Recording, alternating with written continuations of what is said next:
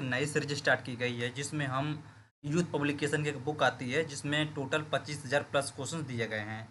और इसमें फ्रेंड्स देखेंगे तो जो 25,000 प्लस क्वेश्चंस दिया गया है, जो आपके यूपीपीएससी के जितने भी अब तक क्वेश्चन पूछे गए हैं, उन्हीं क्वेश्चंस को यहाँ पर इस बुक में कंप्लीट कराया गया है। तो आज इस बुक की पहला क्लास है और इसमें जो हिस्ट्री पोर्शन है उसको कंप्लीट किया जाएगा। तो मानकर चलिए जो क्लास होगा कि कम से कम 2 से ढाई घंटे का यह क्लास हो जाएगा। तो चलिए ठीक है फ्रेंड्स, वीडियो स्टार्ट करते हैं। और जो इसकी पीडीएफ होगी, पीडीएफ आपको टेलीग्राम पर मिल जाएगी, ठीक ना। तो आप टेलीग्राम में आपको सिंपली सर्च करना है BRS स्टडी पॉइंट। आप वहाँ सर्च करेंगे तो जो सबसे पहले ऊपर जो चैनल आएगा, आप वहाँ से यूट्यूब पर जितनी भी क्लासेस होती हैं उनकी पीडीएफ आपको वहाँ पर मिल जाएगी। तो चलिए ठीक है, क्वेश्चन सीरीज स्टार्ट करते हैं।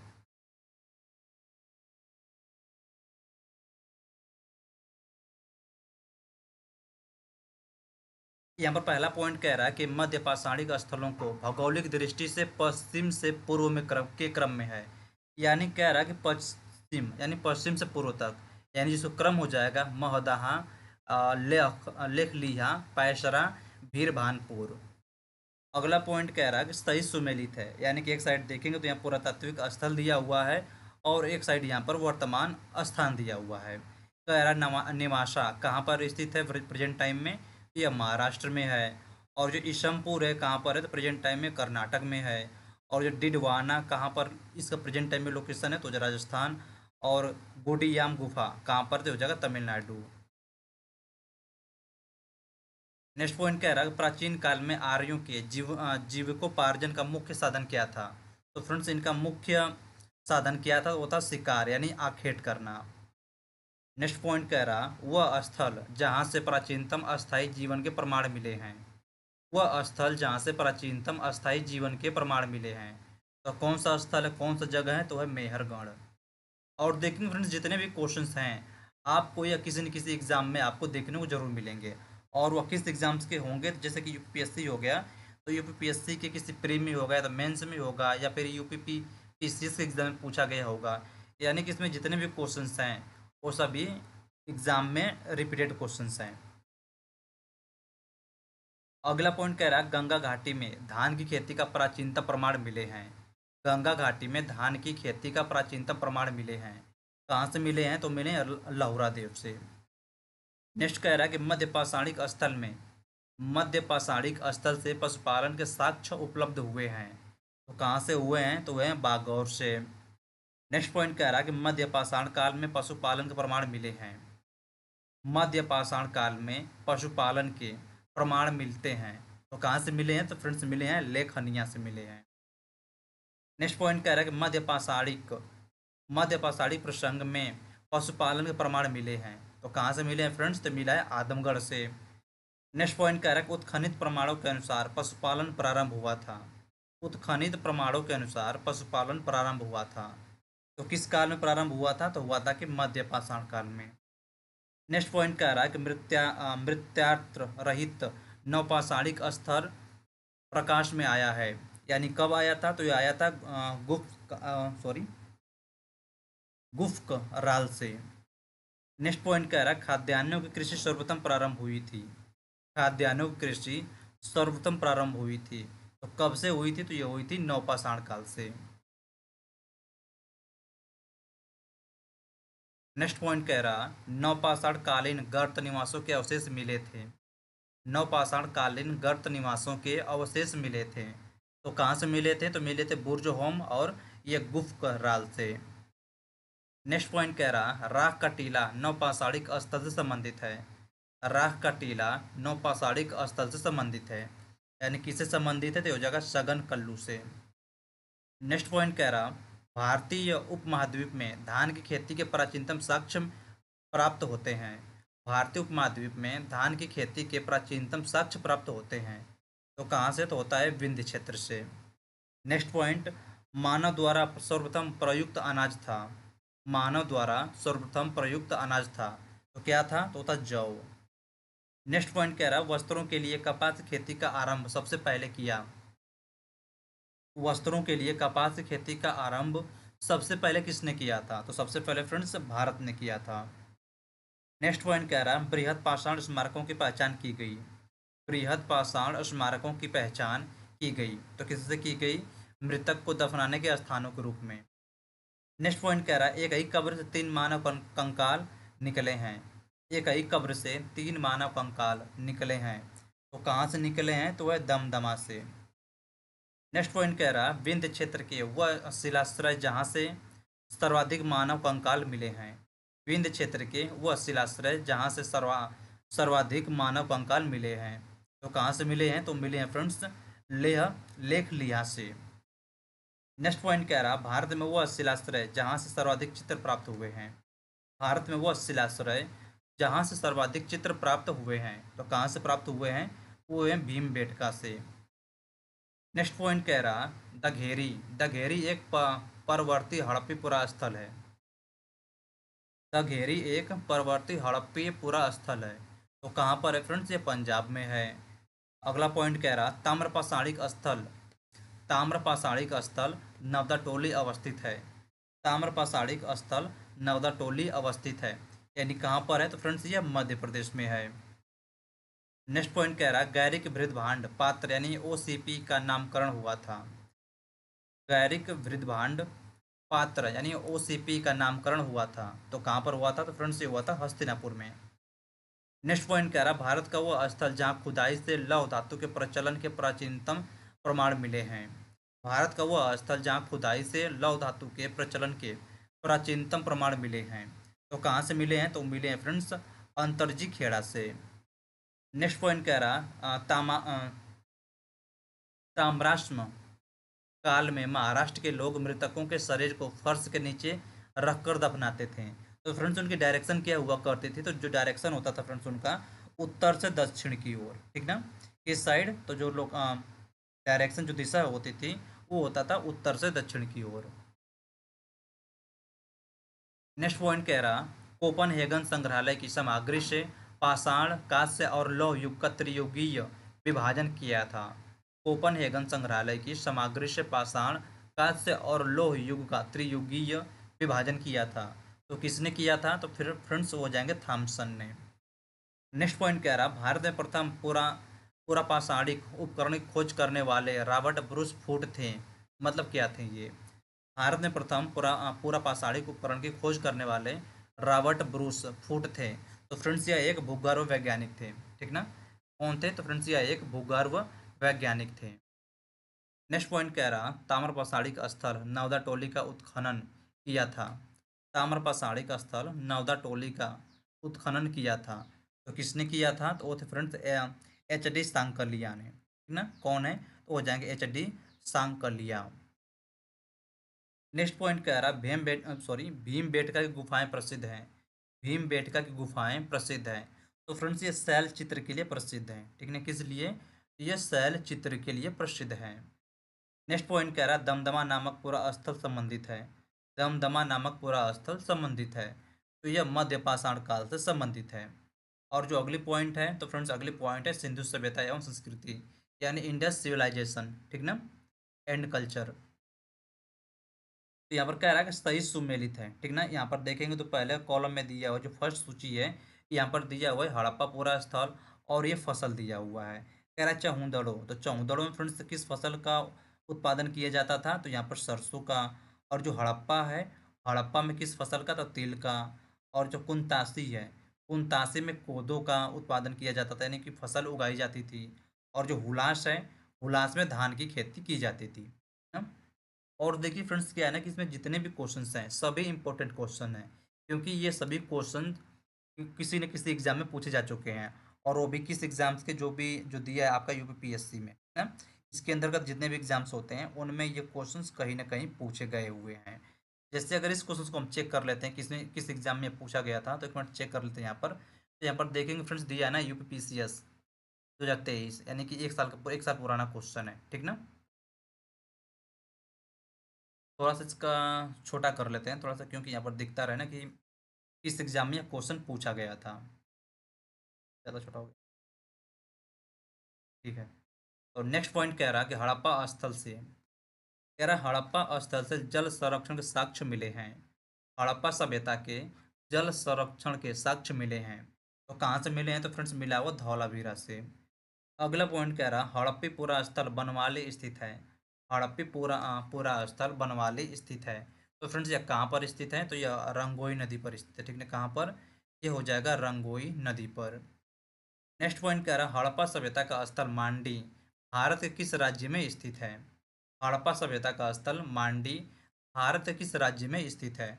तो फ्रेंड्स यह उत्तर प्रदेश में स्थित है।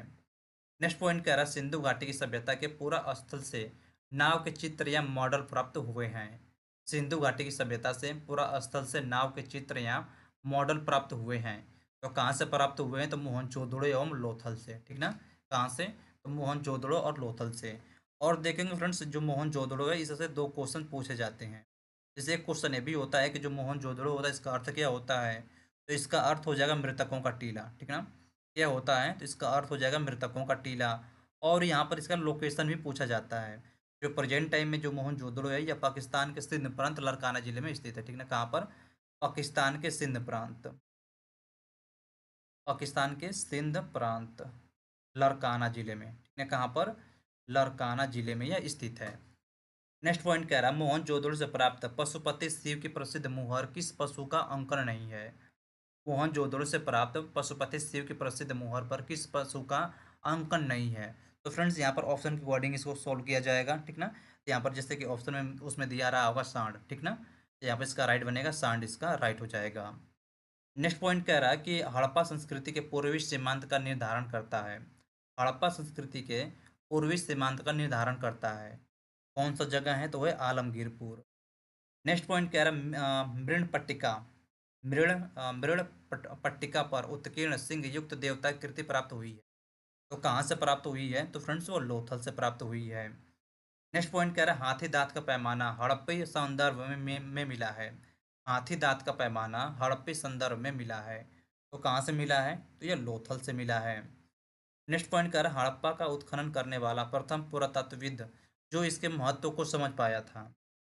वो हड़प्पा का उत्खनन करने वाला प्रथम पुरातत्वविद जो इसके महत्व को समझ पाया था, तो कौन थे? तो फ्रेंड्स वो हो जाएंगे सर जॉन मार्शल। ठीक ना, कौन है? तो वही sir John Marshall. Next point कह रहा है सिंधु सभ्यता शब्द का प्रयोग सर्वप्रथम किया था। सिंधु सभ्यता शब्द का प्रयोग सर्वप्रथम किया था। तो किसने किया था? तो वो थे sir John Marshall. Next point कह रहा है सिंधु घाटी की सभ्यता पर प्रकाश डालता है। सिंधु घाटी की सभ्यता पर प्रकाश डालता है। तो क्या हो जाएगा? तो इसका हो जाएगा पुरातत्व संबंधी खुदाई। नेक्स्ट पॉइंट कह रहा सिंधु सभ्यता से संबंधित केंद्र जो उत्तर प्रदेश में स्थित है। सिंधु सभ्यता से संबंधित केंद्र जो उत्तर प्रदेश में स्थित है, तो कौन हो जाएंगे? तो हो जाएंगे आलमगीरपुर एवं हुलास। नेक्स्ट पॉइंट कह रहा है हड़प्पा सभ्यता स्थल लोथल स्थित है। हड़प्पा सभ्यता स्थल लोथल। तो देखिए फ्रेंड, जो लोथल है, लोथल का प्रेजेंट टाइम में लोकेशन क्या है? तो प्रेजेंट टाइम में कहाँ पर है? तो प्रेजेंट टाइम में सॉरी गुजरात में है। नेक्स्ट पॉइंट कह रहा है हड़प्पन संस्कृति के संदर्भ में शैलकृत स्थापत्य के प्रमाण मिले हैं। हड़प्पन संस्कृति के संदर्भ में शैलकृत स्थापत्य के प्रमाण मिले हैं।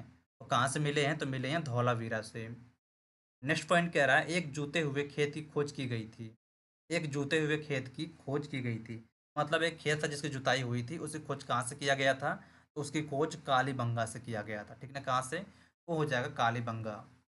नेक्स्ट पॉइंट कह रहा भारत का सबसे बड़ा हड़प्पनपुरा स्थल है। भारत का सबसे बड़ा हड़प्पनपुरा स्थल है, तो कौन सा है? तो हो जाएगा राखीगढ़ी। और देखिए फ्रेंड्स, थोड़ा सा आप यहाँ कमेंट करके बता सकते हैं कि जो क्वेश्चंस हैं, तो यहाँ क्वेश्चंस तो वन लाइनर फॉर्मेट में है, तो क्या थोड़ा सा यहाँ पर क्लियर विजिबल हो रहा, या फिर मैं थोड़ा सा इसको और थोड़ा जूम कर लूँ? तो थोड़ा सा आप कमेंट करके बता सकते हैं। चलिए ठीक है, थोड़ा सा मैं यहाँ पर आपके कमेंट्स चेक कर लेता हूँ। ओके। नेक्स्ट पॉइंट कह रहा है कि अधिसंख्य हड़प्पा स्थल स्थित है। अधिसंख्य हड़प्पा स्थल स्थित है, तो कहाँ पर स्थित है? तो ये फ्रेंड्स सिंधु घाटी में। ठीक ना, कहाँ पर? ये हो जाएगा सिंधु घाटी में। नेक्स्ट पॉइंट कह रहा है मूर्ति पूजा का आरंभ माना जाता है। मूर्ति पूजा का आरंभ माना जाता है, तो कहाँ से माना जाता है? यह पूर्व आर्य से। नेक्स्ट पॉइंट कह रहा है हड़प्पा संस्कृति की जानकारी का प्रमुख स्रोत है। हड़प्पा संस्कृति की जानकारी का प्रमुख स्रोत है, तो क्या हो जाएगा? तो हो जाएगा पुरातात्विक खुदाई। नेक्स्ट पॉइंट कह रहा है कि अवेस्ता और ऋग्वेद में समानता है। अवेस्ता और ऋग्वेद में समानता है। अवेस्ता क्षेत्र से संबंधित है, तो यह किस क्षेत्र से संबंधित है? तो यह ईरान से संबंधित है। नेक्स्ट पॉइंट कह रहा भारत में कपास की खेती का सबसे बड़ा पहला साक्ष्य प्राप्त हुआ है। भारत में कपास की खेती का सबसे पहला साक्ष्य प्राप्त हुआ है। कहाँ से प्राप्त हुआ है? तो मेहरगढ़ से प्राप्त हुआ है। नेक्स्ट पॉइंट कह रहा है कि हड़प्पा का वह स्थान जहाँ पर मिट्टी के हल की आकृति मिली है। हड़प्पा का वह स्थान जहाँ पर मिट्टी के हल की आकृति मिली है। तो कहाँ पर मिली है? तो बनवाली में मिली है। नेक्स्ट पॉइंट कह रहा है वह स्थान जहाँ से 100 पेटिका के प्रमाण मिले हैं।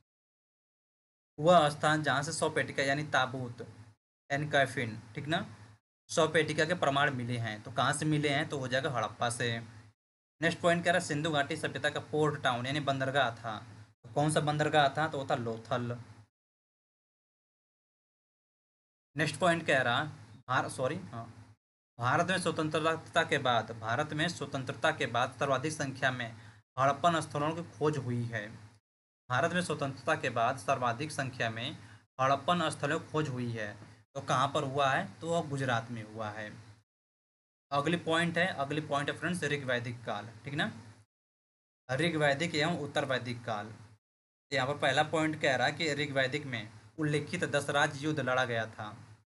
ऋग्वेद में उल्लेखित दशराज युद्ध लड़ा गया था। तो फ्रेंड्स कहाँ पर लड़ा गया था? तो यह परुष्णी नदी के तट पर लड़ा गया था। नेक्स्ट पॉइंट कह रहा है पुराणों के पांचों लक्षणों का उल्लेख मिलता है। पुराणों के पांचों लक्षणों का उल्लेख मिलता है। तो कहाँ से मिलता है? तो मत्स्य पुराण से मिलता है। कह रहा है कि 128 संस्करण हैं। तो देखिए फ्रेंड जो 128 संस्करण किसमें हैं? ये ऋग्वेद में है। और यहाँ पर जो ऋग्वेद है, यहाँ पर ये भी क्वेश्चन पूछा जाता है कि जो ऋग्वेद है सबसे प्राचीन वेद है, ठीक ना, सबसे प्राचीनतम वेद कौन सा होता है? वो हो जाएगा ऋग्वेद। नेक्स्ट पॉइंट कह रहा है अष्टक भी कहा जाता है। तो देखिए जो ऋग्वेद है, ऋग्वेद को अष्टक भी कहा जाता है। अगले पॉइंट कह रहा है कि सही सुमेलन है, ठीक ना। सूची फर्स्ट में देखें तो वेद दिया हुआ है और जो सूची सेकेंड है इसमें ब्राह्मण दिया हुआ है। चलिए ठीक है, चेक कर लेते हैं इसको। कह रहा ऋग्वेद, ऋग्वेद किससे संबंधित है? तो यह कौशिक की और ऐतरेय ब्राह्मण से। और जो यजुर्वेद है यह शतपथ तैत्तिरीय ब्राह्मण से संबंधित है। और जो सामवेद है यह पंचविश षड्विश अद्भुत तथा जैमिनी प्राप्तरण से संबंधित है। और जो अथर्ववेद है अथर्व गोपत ब्राह्मण से संबंधित है। नेक्स्ट पॉइंट कह रहा है कि एक वेदांग नहीं है। तो फ्रेंड्स इस क्वेश्चन को हम क्या करेंगे, इसको ऑप्शन के अकॉर्डिंग यहाँ पर सॉल्व किया जाएगा। नेक्स्ट पॉइंट कह रहा है वैदिक कालीन प्रशासन में भाग दो अधिकारी था। वैदिक कालीन प्रशासन में भाग दो अधिकारी था। तो कौन थे फ्रेंड्स? तो हो जाएंगे राजस्व जमा करने वाला। वह ग्रंथ जिसमें आयुर्वेद शब्द का प्रयोग हुआ है।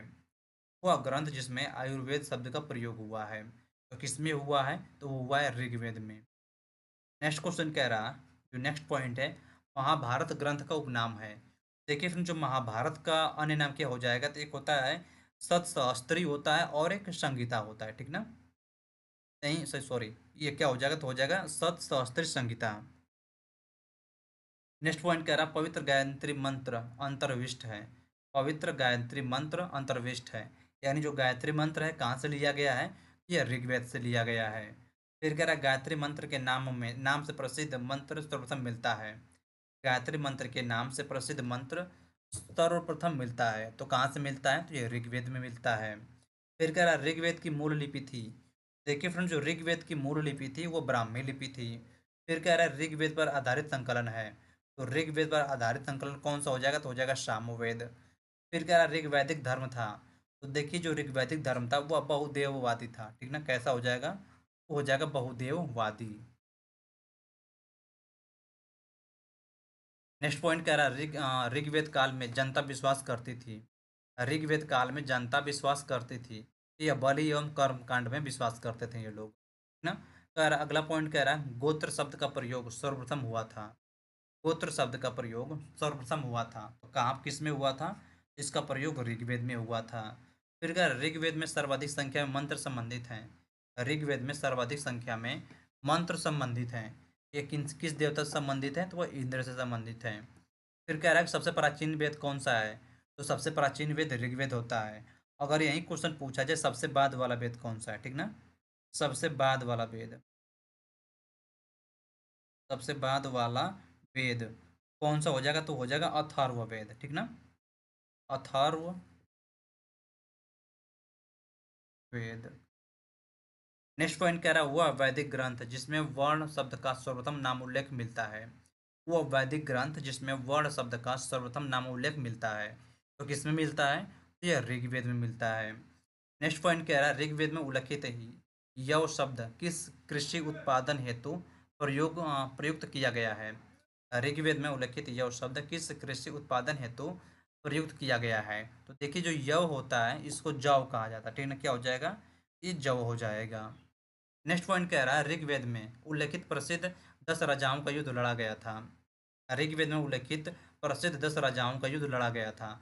तो फ्रेंड्स ये रावी नदी किनारे, और जो रावी नदी का प्राचीनतम नाम क्या है? वो है परोशनी, ठीक ना? क्या हो जाएगा? तो हो जाएगा परोशनी। नेक्स्ट पॉइंट कह रहा है ऋग्वैदिक काल के प्रारंभ में, ऋग्वैदिक काल के प्रारंभ में महत्वपूर्ण मूल्यवान संपत्ति समझा जाता था। ऋग्वैदिक काल के प्रारंभ में महत्वपूर्ण मूल्यवान संपत्ति समझा जाता था। इसको तो हो जाएगा गाय को। नेक्स्ट पॉइंट कह रहा है वैदिक काल में अघन्य माना गया है। वैदिक काल में अघन्य माना गया है, तो किसको माना गया है? वो हो जाएगा गाय को। नेक्स्ट पॉइंट कह रहा है वैदिक साहित्य जिसमें मोक्ष की चर्चा मिलती है। वैदिक साहित्य जिसमें मोक्ष की चर्चा मिलती है, तो किसमें मिलता है? तो हो जाएगा उपनिषद में। नेक्स्ट पॉइंट कह रहा है वैदिक देवताओं में पुरोहित माना जाता था। वैदिक देवताओं में पुरोहित माना जाता था। किसको पुरोहित माना गया है? तो है बृहस्पति को। नेक्स्ट पॉइंट कह रहा है उत्तर वैदिक काल में आर्य संस्कृति का घोर समझा जाता था। तो हो जाए कुरु और पंचाल। नेक्स्ट पॉइंट कह रहा है वैदिक कर्मकांड में होता का संबंध है। वैदिक कर्मकांड में होता का संबंध है, किससे है? तो हो जाएगा ऋग्वेद से।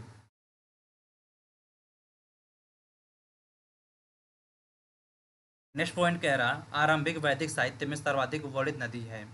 आरंभिक वैदिक साहित्य में सर्वाधिक वर्णित नदी है, तो कौन सी है? तो हो जाएगा सिंधु नदी। नेक्स्ट पॉइंट कह रहा ऋग्वेद में माते तमा, देवी तमा एवं नदी तमा संबोधित किया गया है। ऋग्वेद में माते तमा, देवी तमा एवं नदी तमा संबोधित किया गया है, तो किसको संबोधित किया गया है? तो वह सरस्वती नदी को। नेक्स्ट पॉइंट कह रहा है शुक्ल यजुर्वेद की संहिता है। शुक्ल यजुर्वेद की संहिता है, तो क्या हो जाएगा? तो हो जाएगा वाज सनेही, ठीक ना? क्या हो जाएगा? तो हो जाएगा इसका वाज सनेही। नेक्स्ट पॉइंट कह रहा है सतवत ब्राह्मण में उल्लेखित राजा विदेह, सतवत ब्राह्मण में उल्लेखित राजा विदेह मानव मानव से संबंधित ऋषि थे, तो इसका हो जाएगा ऋषि गौतम राहुगण। नेक्स्ट पॉइंट कह रहा है जिस ग्रंथ में पुरुष मेघ शब्द मेघ का उल्लेख हुआ है वह है, तो क्या हो जाएगा? तो इसका बनेगा सतपथ ब्राह्मण। गोपथ ब्राह्मण संबंधित है, तो गोपथ ब्राह्मण किससे संबंधित है? तो हो जाएगा अथर्ववेद से। देखेंगे तो ये जो पॉइंट है इसको हम शुरू में ही डिस्कस किए थे, और देखेंगे तो ये दोबारा किस में रिपीट हुआ है, यानी जो ये क्वेश्चन पूछा गया था आर ओ प्री में पूछा गया था, और ये क्वेश्चन 2014 में पूछा गया था, और फिर जाके यह रिपीट कब हुआ है? जाके यह रिपीट हुआ 2023 वाले इसमें यूपी पीसीएस में ये जाके रिपीट हुआ है। नेक्स्ट पॉइंट कह रहा गोपथ ब्राह्मण संबंधित है, तो ये अथर्ववेद से संबंधित है।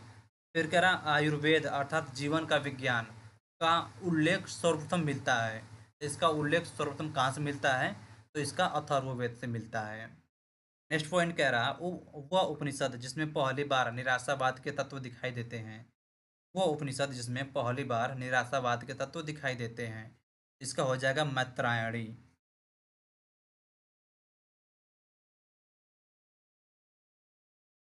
नेक्स्ट पॉइंट कह रहा भारतीय प्रतीक पर उत्कीर्ण सत्य में जयते लिया गया है। भारतीय प्रतीक पर उत्कीर्ण सत्य में जयते लिया गया है, ये कहाँ से लिया गया है? तो ये मुंडकोपनिषद से लिया गया है, ठीक है? कहाँ से? ये हो जाएगा मुंडकोपनिषद। नेक्स्ट पॉइंट कह रहा है जिंद अवस्था और ऋग्वेद में समानता। जिंद अवस्था संबंधित है, तो फ्रेंड्स ये किससे संबंधित है? ये ईरान से संबंधित है, और ये भी क्वेश्चन यहाँ पर रिपीट हो चुका है। रिपीट होने का मतलब ये है कि यह देखिए यूपी लोअर में क्वेश्चन पूछा गया था, ठीक ना? सन 2004 में पूछा गया था, फिर देखेंगे तो 2022 से 23 में यह क्वेश्चन ऊपर क्वेश्चन अभी आपको दिखा था। नेक्स्ट पॉइंट कह रहा है कि प्राचीन भारत में निशाका से जाने जाते थे। प्राचीन भारत में निशाका से जाने जाते थे। जो निशाका हुआ करता था इसको स्वर्ण आभूषण, ठीक ना? नेक्स्ट पॉइंट कह रहा है 14वीं सदी ईस्वी से पूर्व का एक अभिलेख जिसमें वैदिक देवताओं का वर्णन वर्णन है प्राप्त हुआ था। तो कहाँ से प्राप्त हुआ था, तो ये हो जाएगा बोगज कोई यानी एशिया माइनर। नेक्स्ट पॉइंट कह रहा है मनुस्मृति मुख्यतः संबंधित है। तो देखिए फ्रेंड्स, जो मनुस्मृति है यह मुख्यतः किससे संबंधित है, ये मुख्यतः समाज व्यवस्था से संबंधित है। नेक्स्ट पॉइंट कह रहा वो उपनिषद जिसमें आध्यात्मिक ज्ञान के विषय में नचिकेता और यम का संवाद प्राप्त होता है। वो उपनिषद जिसमें आध्यात्मिक ज्ञान के विषय में नचिकेता और यम का संवाद प्राप्त होता है। इसमें तो हो जाएगा कठोपनिषद, ठीक ना, क्या हो जाएगा कठोपनिषद। नेक्स्ट पॉइंट कह रहा है ऋग्वेद में उल्लेख अफगानिस्तान के साथ आर्यों के संबंध का सूचक है। ऋग्वेद में उल्लेख अफगानिस्तान के साथ आर्यों के संबंध का सूचक है। ये हो जाएगा कुंभा क्रोमू नदी, ठीक ना, क्या हो जाएगा कुंभा क्रोमू नदी। नेक्स्ट पॉइंट कह रहा है सर्वाधिक ऋग्वैदिक सूक्त समर्पित है। सर्वाधिक ऋग्वैदिक सूक्त समर्पित है, किसको समर्पित है, तो ये इंद्र को समर्पित है। नेक्स्ट पॉइंट कह रहा है आर्य शब्द का शाब्दिक अर्थ है। तो देखिए फ्रेंड्स, जो आर्य हो जाएगा, आर्य का अर्थ होता है श्रेष्ठ, ना, ये हो जाएगा, तो इसका अर्थ होता है श्रेष्ठ। नेक्स्ट पॉइंट कह रहा है कि अधार्वियु का अर्थ होता है। देखिए जो अधार्वियु होता है इसका अर्थ हो जाएगा यज्ञ करने वाला पुरोहित। नेक्स्ट पॉइंट कह रहा है उपनिषद काल के राजा अशुपति शासक थे। उपनिषद काल के राजा अशुपति शासक थे। कहाँ के शासक थे, तो हो जाएगा कैकेय वंश के, ठीक ना, किसके, ये हो जाएंगे कैकेय। नेक्स्ट पॉइंट कह रहा सर्ग प्रतिसर्ग वंश मनवंतर और वंशानुचरित संकेतक हैं। सर्ग प्रतिसर्ग मंस मनवंतर और वंशानुचरित संकेतक हैं। किसके संकेतक हैं, तो हो जाएगा पुराणों के। नेक्स्ट पॉइंट कह रहा है भारत का प्रथम विधि निर्माता माना जाता है। भारत का प्रथम विधि निर्माता माना जाता है। किसको माना जाता है, तो फ्रेंड्स ये मनु को माना जाता है। नेक्स्ट पॉइंट कह रहा प्राचीन काल के महान विधि निर्माता थे। प्राचीन काल के महान विधि निर्माता कौन थे, तो थे मनु। नेक्स्ट पॉइंट कह रहा है कौशेय शब्द का प्रयोग किया गया है। कौशेय शब्द का प्रयोग किया गया है, तो फ्रेंड्स इसका प्रयोग रेशम के लिए किया गया है। नेक्स्ट पॉइंट कह रहा क्लासिकीय संस्कृत में आर्य शब्द का अर्थ है।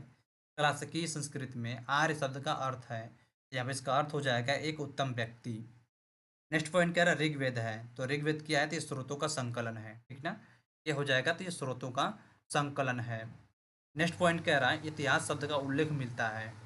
इतिहास शब्द का उल्लेख मिलता है, कहाँ से मिलता है, तो हो जाएगा अथर्ववेद में। नेक्स्ट पॉइंट कह रहा कि ऋग्वेदों में उल्लिखित 10 राजाओं का संग्राम हुआ था। ऋग्वेदों में उल्लिखित 10 राजाओं का संग्राम हुआ था, तो कहाँ पर हुआ था, परोशनी नदी के तट पर। और जो परोशनी नदी है और इसका प्रेजेंट टाइम में नाम क्या है फ्रेंड्स, इसका प्रेजेंट टाइम में नाम है रावी नदी, ठीक ना। और यह क्वेश्चन देखेंगे तो यह क्वेश्चन 3 बार रिपीट हो चुका है, अभी तक यह क्वेश्चन 3 बार रिपीट हो चुका है। और देखिए जो अगली पॉइंट है, अगली पॉइंट हो जाएगा छठी शताब्दी, ठीक ना। छठी शताब्दी ईसा पूर्व की राजनीतिक दशा, महाजनपदों का उदय एवं मगध साम्राज्य। ओके, पहला पॉइंट कह रहा है 16 महाजनपदों का उल्लेख है। 16 महाजनपदों का उल्लेख है, कहाँ पर, तो हो जाएगा अगुंतर निकाय में। नेक्स्ट पॉइंट कह रहा है कलिंग नरेश खारवेल संबंधित था। कलिंग नरेश खारवेल संबंधित था, तो ये किससे संबंधित है, तो यह छेदी वंश से संबंधित है। नेक्स्ट पॉइंट कह रहा है छठी शताब्दी ईसा पूर्व का मत्स्य महाजनपद स्थित था, तो कहाँ पर स्थित था, वह राजस्थान में। नेक्स्ट पॉइंट कह रहा प्राचीन नगर के अवशेष कुम्भहार स्थल से प्राप्त हुए हैं। तो कहाँ से प्राप्त हुए हैं, तो पाटलिपुत्र। और जो पाटलिपुत्र प्रेजेंट टाइम में इसका नाम क्या है, प्रेजेंट टाइम में इसका नाम पटना है, ठीक ना, क्या है, तो हो जाएगा पटना। नेक्स्ट पॉइंट कह रहा मालवा। मालवा क्षेत्र पर मगध की सत्ता का विस्तार हुआ था। मालवा क्षेत्र पर मगध की सत्ता का विस्तार हुआ था, तो किसके समय में हुआ था, तो हो जाएगा शिशुनाग के समय में। नेक्स्ट पॉइंट कह रहा मगध का शासक जिसने राज्यारोहण के लिए अपने पिता की हत्या की एवं स्वयं इसी कारणवश अपने पुत्र द्वारा मारा गया। ठीक है, तो कौन था, तो वो था अजातशत्रु। नेक्स्ट पॉइंट कह रहा मगध का सम्राट जिसे अप अपरो परशुराम, ठीक ना, अपरो परशुराम के नाम से जाना जाता है। तो कौन है, तो हो जाएगा महापद्म नंद, ठीक ना, इसका बनेगा महापद्म नंद। नेक्स्ट पॉइंट कह रहा प्राचीन श्रावस्ती का नगर विन्यास आकृति है। प्राचीन श्रावस्ती का नगर विन्यास आकृति है, तो फ्रेंड्स कैसी आकृति है, तो हो जाएगा अर्धचंद्राकार। नेक्स्ट पॉइंट कह रहा है छठी शताब्दी ईसा पूर्व सुक्तिमती राजधानी थी। 6वीं शताब्दी ईसा पूर्व सुक्तिमती राजधानी थी, कहाँ थी? तो हो जाएगा छेदी। नेक्स्ट पॉइंट कह रहा, अभिलिखित साक्ष्य में अभिलिखित साक्ष्य में प्रकट होता है कि नंद राजा के आदेश में से एक नहर खोदी गई थी। अभिलिखित साक्ष्य में प्रकट होता है कि नंद राजा के आदेश से एक नहर खोदी गई थी। तो कहाँ पर खोदी गई थी? तो कलिंग में। नेक्स्ट पॉइंट कह रहा है उदयन वासव दत्ता की दंत कथा संबंधित है। यह किससे संबंधित है? तो यह कौशाम्बी से संबंधित है। नेक्स्ट पॉइंट कह रहा, प्राचीन भारत में मगध साम्राज्य की सबसे प्रारंभिक राजधानी थी। प्राचीन भारत में मगध साम्राज्य की सबसे प्रारंभिक राजधानी थी, क्या थी? तो फ्रेंड्स हो जाएगा पाटलिपुत्र। अगले टॉपिक है फ्रेंड्स धार्मिक आंदोलन यानी रिलीजियस मूवमेंट, ठीक ना। यहाँ पर इसमें है जैन धर्म। कह रहा है कि जैन जैन कल्पसूत्र की रचना की थी। जैन कल्पसूत्र की रचना की थी। तो किसने किया था? तो हो जाएगा भद्रबाहु ने। नेक्स्ट पॉइंट कह रहा है कि भारत में पाल काल में एक महत्वपूर्ण अध्ययन केंद्र था। कौन सा था? तो वो था विक्रमशिला, ठीक ना। यह हो जाएगा तो हो जाएगा विक्रमशिला। नेक्स्ट पॉइंट कह रहा, विक्रमशिला विश्वविद्यालय के अति महत्वपूर्ण आचार्य थे। विक्रमशिला विश्वविद्यालय के अति महत्वपूर्ण आचार्य कौन कौन थे? वो हो जाएंगे विरोचन, अतीश, दीपांकर तथा रत्नाकर शांति, ठीक ना। अगले पॉइंट कह रहा कि सही सुमेलन है। तो सूची फर्स्ट में स्थल दिया हुआ है और जो सूची सेकेंड है यहाँ पर संबंधित तीर्थकर दिया हुआ है। और ये जो तीर्थकर का उल्लेख कहाँ पर मिलता है? तो इनका उल्लेख जैन धर्म में मिलता है, ठीक है। कहाँ पर? जैन धर्म में। ये भी क्वेश्चंस कई बार एग्जाम में पूछा जा चुका है। फिर कह रहा श्रावस्ती, श्रावस्ती से हो जाएगा संभवनाथ। और कांकदी इससे संबंधित हो जाएंगे सुविधानाथ। और जो अयोध्या है, अयोध्या से संबंधित हो जाएगा ऋषभनाथ। और जो पभोसा, पभोसा से हो जाएंगे पद्म प्रभु। नेक्स्ट पॉइंट कह रहा है तक्षशिला विश्वविद्यालय का उत्खनन कराया। तक्षशिला विश्वविद्यालय का उत्खनन कराया तो किसने करवाया था? तो वो थे जॉन मार्शल ने। नेक्स्ट पॉइंट कह रहा महावीर का प्रथम अनुयायी बना। महावीर का प्रथम अनुयायी कौन बना था? तो जमाली थे। नेक्स्ट पॉइंट कह रहा त्रिरत्न यानी त्रिरत्न सिद्धांत तो कौन कौन से हैं? तो हो जाएंगे सम्यक धारणा, सम्यक चरित्र और सम्यक ज्ञान। जिस धर्म की महिमा है। ये तीनों फ्रेंड जो त्रिरत्न है किससे संबंधित है? ये तीनों जैन धर्म से संबंधित है। नेक्स्ट पॉइंट कह रहा है आजीवक संप्रदाय के संस्थापक थे। आजीवक संप्रदाय के संस्थापक कौन थे? वो थे मखल्ली गोशाल, ठीक ना। कौन है? तो है मखल्ली गोशाल। नेक्स्ट पॉइंट कह रहा, सॉरी थोड़ा सा यहाँ पर एक सेकेंड, थोड़ा सिस्टम यहाँ पर स्लो है। ओके, चलिए ठीक है। कह रहा प्रारंभिक जैन साहित्य में लिखा गया था। प्रारंभिक जैन साहित्य में लिखा गया था। प्रारंभिक जैन साहित्य में लिखा गया था। किस में लिखा गया था? यह अर्धमागधी भाषा में लिखा गया था। फिर कह रहा है यहाँ पर नीय एक संप्रदाय था। यह जैन धर्म का एक संप्रदाय था। तीर्थकर शब्द संबंधित है। तो जैसा कि फ्रेंड्स मैंने ऊपर इस क्वेश्चन को डिस्कस किया था। कह रहा है कि तीर्थकर शब्द संबंधित है। तो ये किससे संबंधित है? तो ये जैन धर्म से संबंधित है। फिर कह रहा है जैन सभा जिसमें अंतिम रूप से श्वेतांबर आगम का संपादन हुआ। जैन सभा जिसमें अंतिम रूप से श्वेतांबर आगम का संपादन हुआ था। कहाँ पर? पाटलिपुत्र। अगली पॉइंट कह रहा है प्रभास गिरि तीर्थ स्थल है। तो कहाँ पर है? जैनों का है, ठीक ना। जो प्रभास गिरि तीर्थ स्थल किससे संबंधित है? तो ये जैनों से संबंधित है। नेक्स्ट पॉइंट कह रहा है धर्म जो विश्व विनाशकारी प्रलय की अवधारणा में विश्वास नहीं करता। धर्म जो विश्व विनाशकारी प्रलय की अवधारणा में विश्वास नहीं करता। तो कौन सा धर्म हो जाएगा? तो हो जाएगा जैन धर्म। नेक्स्ट पॉइंट कह रहा है जैनियों की पवित्र पुस्तकें कहलाई हैं। जैनियों की पवित्र पुस्तकें कहलाती हैं। तो क्या कहलाती हैं? तो जो अगम सिद्धांत। नेक्स्ट पॉइंट कह रहा है दर्शन जिसने पुनर्जन्म के विश्वास को अस्वीकार किया। दर्शन जिसने पुनर्जन्म के विश्वास को अस्वीकार किया तो कौन है? तो हो जाएगा चारवाक, ठीक है। और अगली पॉइंट है बौद्ध धर्म। कह रहा बौद्ध धर्म का जन्म बुद्ध का जन्म हुआ था। तो देखिए फ्रेंड जो बुद्ध थे, गौतम बुद्ध थे, उनका जन्म कहाँ पर हुआ था? तो उनका जन्म लुम्बिनी में हुआ था। फिर कह रहा है कि बुद्ध की मृत्यु जहाँ हुई थी वह स्थान है। यानी जो बुद्ध की मृत्यु कहाँ पर हुई थी? तो फ्रेंड्स वो उत्तर प्रदेश में हुई थी। नेक्स्ट पॉइंट कह रहा है बुद्ध के जीवन की घटना जिसको महाविनिष्क्रमण के रूप में जाना जाता है। बुद्ध के जीवन की घटना जिसको महाविनिष्क्रमण के रूप में जाना जाता है। तो कौन सा जो घटना कौन सी है? तो हो जाए गृह त्याग। नेक्स्ट पॉइंट कह रहा है गौतम बुद्ध ने अपना प्रथम प्रवचन दिया था। गौतम बुद्ध ने अपना प्रथम प्रवचन या प्रथम उपदेश कहाँ पर दिए थे? ये सारनाथ में दिए थे। और इस घटना को क्या कहा जाता है? तो इसको धर्म चक्र प्रवर्तन कहा जाता है, ठीक ना। धर्म चक्र। चक्र प्रवर्तन कहा जाता है। नेक्स्ट पॉइंट कह रहा है बुद्ध के उपदेश संबंधित हैं। बुद्ध के उपदेश किससे संबंधित हैं? तो यह आचरण की शुद्धता और पवित्रता से संबंधित है। नेक्स्ट पॉइंट कह रहा है भारतीय कला में बुद्ध की जीवनी घटना का चित्रण मृग मृग सहित चक्र द्वारा हुआ है। भारतीय कला में बुद्ध के जीवन की घटना का चित्रण मृग सहित चक्र द्वारा हुआ है। तो यह प्रथम उपदेश से हुआ है। नेक्स्ट पॉइंट कह रहा है कि प्रथम धर्म चक्र प्रवर्तन किया गया था। यानी जो क्वेश्चन अभी हम ऊपर डिस्कस किए हैं, धर्म चक्र प्रवर्तन किया गया था कहाँ पर? सारनाथ में। यानी कि जो पहला बार जो गौतम बुद्ध थे, इन्होंने पहला उपदेश कहाँ पर दिए थे? सारनाथ में। और यहाँ पर सारनाथ से क्वेश्चन भी पूछा जाता है कि सारनाथ का प्राचीनतम नाम क्या है? तो सारनाथ का प्राचीनतम नाम क्या है? तो वह है ऋषिपट्टनम। ठीक ना, क्या है? वह है ऋषिपट्टनम। नेक्स्ट पॉइंट कह रहा है सारनाथ में अपना प्रथम प्रवचन दिया था। सारनाथ में अपना प्रथम प्रवचन दिया था। कौन थे फ्रेंड्स? वो थे महात्मा बुद्ध। नेक्स्ट पॉइंट कह रहा है कि बुद्ध ने सर्वाधिक उपदेश दिए थे। बुद्ध ने सर्वाधिक उपदेश दिए थे तो कहाँ पर दिए थे? श्रावस्ती में दिए थे। और किस भाषा में दिए थे? तो फ्रेंड्स वो पाली भाषा में। ठीक है, किसमें?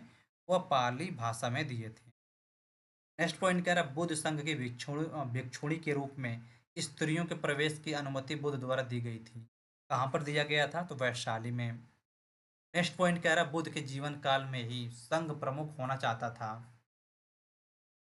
बुद्ध के जीवन काल में ही संघ प्रमुख होना चाहता था। तो कौन था फ्रेंड्स? देवदत्त। और देवदत्त कौन था? तो इनका चचेरा भाई था। ठीक ना, कौन है? तो वह देवदत्त चचेरा भाई।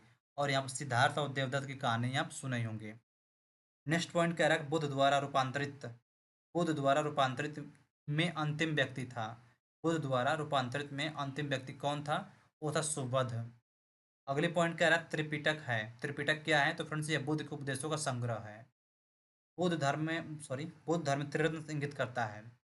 बुद्ध धर्म में त्रिरत्न इंगित करता है। तो फ्रेंड्स ये बुद्ध धम्म और संघ को। नेक्स्ट पॉइंट कह रहा है प्रथम बौद्ध संगीति का आयोजन हुआ था। प्रथम बौद्ध संगीति का समिति का आयोजन हुआ था तो किसके शासनकाल में हुआ था? तो फ्रेंड्स ये आजाद आजाद शत्रु के शासनकाल में हुआ था। नेक्स्ट पॉइंट कह रहा है संसार अस्थिर और क्षणिक है, यह कथन था। संसार अस्थिर और क्षणिक है, यह कथन था। तो फ्रेंड्स यह कथन किनका है? यह कथन गौतम बुद्ध का है। नेक्स्ट पॉइंट कह रहा कि बौद्ध ग्रंथ जिसमें संघ जीवन के नियम प्राप्त होते हैं। बौद्ध ग्रंथ जिसमें संघ जीवन के नियम प्राप्त होते हैं, इसका हो जाएगा विनय पिटक। ठीक ना, इसका हो जाएगा विनय पिटक। अगला पॉइंट है कह रहा कि कह रहा विदेशी राजा जिसने समुद्रगुप्त से अनुरोध किया था कि उसे भारत में बौद्ध विहार बनाने की अनुमति दी जाए, वह था। तो फ्रेंड्स वो कौन था? तो वह था मेघवर्मन। नेक्स्ट पॉइंट कह रहा है बौद्ध गया में महात्मा बुद्ध ने दो बंजारों को उपदेश देकर अपना उपासक बना लिया था। वे दो बंजारे थे। फ्रेंड्स वो दो बंजारे कौन कौन थे? तो थे मल्लिक और तपस्सु। नेक्स्ट पॉइंट कह रहा है सप्त पर्णी गुफा स्थित है। सप्त पर्णी गुफा स्थित है तो कहाँ पर स्थित है? तो यह राजगृह में, यानी कि बिहार के राजगृह जिले में यह स्थित है। नेक्स्ट पॉइंट कह रहा है विशुद्धि मग नामक पुस्तक किस संप्रदाय से संबंधित है? तो फ्रेंड्स ये हीनयान से संबंधित है। ठीक है, किससे? ये हो जाएगा हीनयान से संबंधित है। नेक्स्ट पॉइंट कह रहा है कि शून्यता शून्यता के सिद्धांत का प्रथम प्रतिपादन करने वाले बौद्ध दार्शनिक थे। शून्यता के सिद्धांत का प्रथम प्रतिपादन करने वाले बौद्ध दार्शनिक थे। कौन थे? तो थे नागार्जुन। नेक्स्ट पॉइंट कह रहा है उत्तर प्रदेश में बौद्ध एवं जैनियों दोनों के प्रसिद्ध तीर्थ स्थली है। उत्तर प्रदेश में बौद्ध एवं जैनियों दोनों की प्रसिद्ध तीर्थ स्थली है। तो कौन है? कौशाम्बी। नेक्स्ट पॉइंट कह रहा है बौद्ध तथा जैन दोनों ही धर्म विश्वास करते थे। बौद्ध तथा जैन दोनों ही धर्म विश्वास करते थे। तो फ्रेंड्स ये कर्म तथा पुनर्जन्म के सिद्धांत पर। ठीक ना। नेक्स्ट पॉइंट कह रहा है अफगानिस्तान का बामियान प्रसिद्ध था। अफगानिस्तान का बामियान प्रसिद्ध था। तो फ्रेंड्स ये किस लिए प्रसिद्ध था? तो यह बुद्ध प्रतिमा के लिए प्रसिद्ध था। नेक्स्ट पॉइंट कह रहा देश में मूर्ति पूजा की नींव रखी थी। देश में मूर्ति पूजा की नींव रखी थी तो कौन थे? तो थे बौद्ध धर्म। मतलब बौद्ध धर्म के द्वारा ही देश में मूर्ति पूजा की नींव रखी गई थी। नेक्स्ट पॉइंट कह रहा वह काल जिसमें बुद्ध की खड़ी प्रतिमा बनाई गई। वह काल जिसमें बुद्ध की खड़ी प्रतिमा बनाई गई तो किस काल में? तो वह कुषाण काल में। नेक्स्ट पॉइंट कह रहा भूमि स्पर्श मुद्रा की सारनाथ बुद्ध प्रतिमा संबंधित है। भूमि स्पर्श मुद्रा की सारनाथ बुद्ध प्रतिमा संबंधित है। तो फ्रेंड्स ये किससे संबंधित है? या गुप्त काल से संबंधित है। नेक्स्ट पॉइंट कह रहा है कि विक्रमशिला बिहार का संस्थापक थे। विक्रमशिला बिहार का संस्थापक कौन थे? तो थे धर्मपाल। नेक्स्ट पॉइंट कह रहा है स्तूप के उत्खनन में सारीपुत्र के अवशेष प्राप्त हुए थे। तो कहाँ से प्राप्त हुए थे? वो सांची से। नेक्स्ट पॉइंट कह रहा है बौद्ध पवित्र स्थल जो निरंजना नदी पर स्थित है। बौद्ध पवित्र स्थल जो निरंजना नदी के तट पर स्थित है, कौन सा स्थल है? तो हो जाएगा बोध गया। ठीक ना, कौन सा हो जाएगा? तो हो जाएगा बोध गया। नेक्स्ट पॉइंट कह रहा है एशिया के ज्योतिपुंज के रूप में, सॉरी, एशिया के ज्योतिपुंज के रूप में जाना जाता है, यानी कि लाइट ऑफ एशिया के रूप में किनको जाना जाता है? वो हो जाएंगे गौतम बुद्ध। नेक्स्ट पॉइंट कह रहा है गौतम बुद्ध के समय का प्रसिद्ध वैद्य जीवक किसके दरबार से संबंधित था? गौतम बुद्ध के समय का प्रसिद्ध वैद्य जीवक किसके दरबार से संबंधित था? तो फ्रेंड्स ये बिंबिसार के दरबार से संबंधित है। नेक्स्ट पॉइंट कह रहा है कि बुद्ध कौशाम्बी आए थे। बुद्ध कौशाम्बी कब आए थे? तो फ्रेंड्स ये उदयन राज्य के काल में। ठीक है ना, किसके? उदयन के राज्यकाल में। नेक्स्ट पॉइंट कह रहा है तिब्बत में बौद्ध धर्म के सुधार में महती भूमिका निभाने वाले उपाध्याय अतीश किस बिहार के प्रसिद्ध विद्वान थे? तो फ्रेंड्स ये हो जाएंगे विक्रम शिला बिहार के। नेक्स्ट पॉइंट कह रहा है कि अर्धनारीश्वर मूर्ति में आधा शिव तथा आधा पार्वती प्रतीक है। ये हो जाएगा देव और उसकी शक्ति का योग। नेक्स्ट पॉइंट कह रहा गौतम बुद्ध ने प्रथम धार्मिक प्रवचन दिया था। गौतम बुद्ध ने प्रथम धार्मिक उपदेश दिया था। तो फ्रेंड्स इसका हो जाएगा सारनाथ में। ठीक ना, कहाँ पर? ये हो जाएगा सारनाथ में। नेक्स्ट पॉइंट कह रहा भारत में सर्वप्रथम मानव मूर्तियों की पूजा हुई थी। भारत में सर्वप्रथम मानव मूर्तियों की पूजा हुई थी। तो कब से हुई थी फ्रेंड्स? ये बुद्ध की। भारत में सर्वप्रथम मानव मूर्तियों की पूजा हुई थी। तो किसकी हुई थी? तो हो जाएंगे बुद्ध की। नेक्स्ट पॉइंट कह रहा भारतीय कला में बुद्ध के जीवन की वो घटना जिसका चित्रण मृग सहित चक्र द्वारा हुआ है। ये हो जाएगा प्रथम उपदेश। अगले पॉइंट है फ्रेंड्स, अगले पॉइंट है भगवत संप्रदाय एवं ब्राह्मण धर्म। ठीक ना, क्या है? तो हो जाएगा भगवत संप्रदाय एवं ब्राह्मण धर्म। तो चलिए ठीक है फ्रेंड्स, थोड़ा सा यहाँ पर कमेंट्स चेक कर लेते हैं एक बार, और थोड़ा सा यहाँ पर 1 मिनट के लिए यहाँ पर रेस्ट लेते हैं। ठीक ना, थोड़ा सा गले को थोड़ा वो कर लें, तो क्लास काफ़ी लंबी होने वाली है। तो यहाँ पर थोड़ा सा मैं यहाँ पर कमेंट्स वगैरह चेक कर लेता हूँ। एक सेकेंड।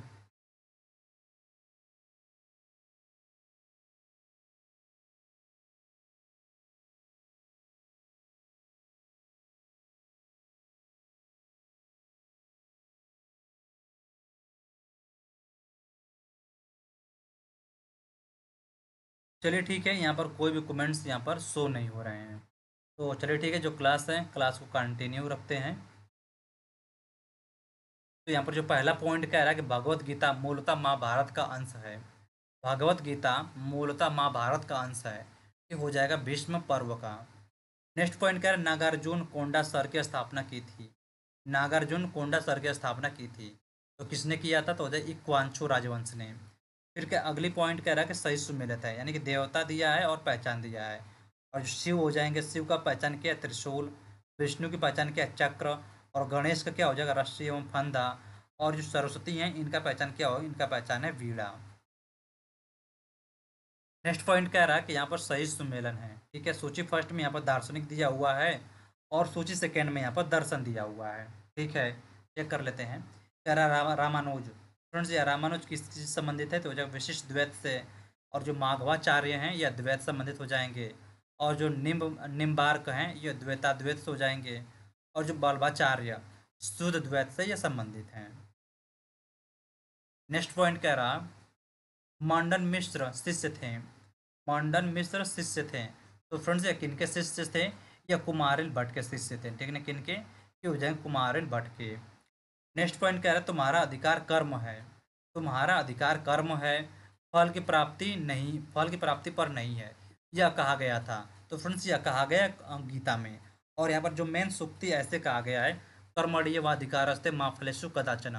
ठीक ना, जो मेन सूक्ति है, सूक्ति थोड़ा ऐसी इस प्रकार थी, कर्मण्येवाधिकारस्ते मा फलेषु कदाचन। अगले पॉइंट कह रहा कि मोक्ष के साधन के रूप में ज्ञान कर्म तथा भक्ति को समान महत्व देता है। कौन है फ्रेंड्स? हो जाएगा भगवत गीता। अगले पॉइंट कह रहा भागवत धर्म से संबंधित प्राचीन अभिलेखीय साक्ष्य मिलता है। भागवत धर्म से संबंधित प्राचीन अभिलेखीय साक्ष्य मिलता है। तो इसका हो जाएगा हेलियोडोटस का बेसन सॉरी वेसनगर अभिलेख से। नेक्स्ट पॉइंट कह रहा है आदि शंकराचार्य द्वारा स्थापित 4 मठ स्थित हैं। आदि शंकराचार्य द्वारा स्थापित 4 मठ स्थित हैं। तो कौन कौन हो जाएंगे? तो जोशी मठ, द्वारका, पुरी और श्रृंगेरी। अगला पॉइंट कह रहा है कि नए नार थे। तो देखिए फ्रेंड, जो नए नार क्या थे, यह शैव धर्म के अनुयायी थे। ठीक है, किसके? ये थे शैव धर्म के अनुयायी। नेक्स्ट पॉइंट कह रहा है सही सुमेलन है। ठीक ना, यहाँ पर सूची फर्स्ट दिया हुआ है और सूची सेकंड दिया हुआ है। कह रहा है बल्लभाचार्य। बल्लभाचार्य किससे संबंधित है? तो ये पुष्टि मार्ग से। और रामानुज किससे संबंधित है? तो विशिष्टा द्वैत से। और जो मध्वाचार्य हैं यह द्वैतवाद से। और जो शंकर हैं यह अद्वैतवाद से संबंधित हैं। और अगली पॉइंट है मौर्य साम्राज्य, यानी कि मौर्य एम्पायर। ठीक ना, अगला पॉइंट कह रहा है कि मौर्यों के इतिहास के लिए अधिक प्रामाणिक माना जाता है। मौर्यों के इतिहास के लिए अधिक प्रामाणिक माना जाता है। तो हो जाएगा विष्णु पुराण को। नेक्स्ट पॉइंट कह रहा है आंध्रों के इतिहास के लिए अधिक प्रामाणिक माना जाता है। किसको माना जाता है? वो मत्स्य पुराण को। मौर्य काल में सदैव राजा के पास रहने वाले विश्व परीक्षक वैद्य को कहा जाता है। तो इनको क्या कहा जाता था? तो इनको जांगली विद। शासक जो मौर्य राजवंश से संबंधित नहीं है। शासक जो मौर्य राजवंश से संबंधित नहीं है। तो फ्रेंड्स, इस क्वेश्चन को सॉल्व करने के लिए यहाँ पर ऑप्शंस की जरूरत पड़ेगी। ठीक ना, नेक्स्ट पॉइंट कह रहा अशोक के स्तंभ लेखों के लिए पत्थर निकाला जाता था। अशोक के स्तंभ लेखों के लिए पत्थर निकाला जाता था। कहाँ से निकाला जाता था? फ्रेंड्स, चुनार से निकाला जाता था। नेक्स्ट पॉइंट कह रहा है अशोक का वह शिलालेख जो धार्मिक संश्लेषण के बारे में कहता है। अशोक का वह शिलालेख जो धार्मिक संश्लेषण के बारे में कहता है। ये हो जाएगा 12वां शिलालेख। नेक्स्ट पॉइंट कह रहा है सम्राट अशोक ने अपने राज्याभिषेक बाद कलिंग पर विजय प्राप्त किया था। सम्राट अशोक ने अपने राज्याभिषेक के बाद कलिंग पर विजय प्राप्त किया था। तो कितने वर्षों के बाद? टोटल 8 वर्षों के बाद। नेक्स्ट पॉइंट कह रहा है प्राकृतिक भाषा के पोषक थे। प्राकृतिक भाषा के पोषक कौन थे? तो थे सातवाहन नरेश। नेक्स्ट पॉइंट कह रहा है कला के लोक पक्ष को अधिक प्रोत्साहन मिला है। कला के लोक पक्ष के सॉरी कला के लोक पक्ष को अधिक प्रोत्साहन मिला है। तो किस काल में? तो हो जाएगा सातवाहन काल में। नेक्स्ट पॉइंट कह रहा है मथुरा मूर्तिकला शैली प्रारंभ हुई है। मथुरा मूर्तिकला शैली प्रारंभ हुई है। ये हो जाएगा कुषाण काल के शासनकाल में। नेक्स्ट पॉइंट कह रहा है वे शासकों जिन्होंने गिरनार क्षेत्र में जल संसाधन व्यवस्था की ओर ध्यान दिया। वे शासकों जिन्होंने गिरनार क्षेत्र में जल संसाधन व्यवस्था की ओर ध्यान दिया था। तो कौन हो जाएंगे? तो हो जाएंगे चंद्रगुप्त मौर्य। ठीक ना, अशोक। नेक्स्ट पॉइंट कह रहा है राजा जिसके एक अभिलेख में सूचना मिलती है कि शाक्य मुनि बुद्ध का जन्म लुम्बिनी में हुआ था। ठीक ना, ये हो जाएगा अशोक के अभिलेख से। नेक्स्ट पॉइंट कह रहा है सारनाथ स्तंभ का निर्माण किया गया था। सारनाथ स्तंभ का निर्माण किया गया था। किसके द्वारा किया गया था? तो हो जाएगा अशोक के द्वारा। नेक्स्ट पॉइंट कह रहा है अशोक द्वारा स्थापित सबसे सुरक्षित स्तंभ है। अशोक द्वारा स्थापित सबसे सुरक्षित स्तंभ कौन सा है? तो हो जाएगा लौरिया नंदनगढ़।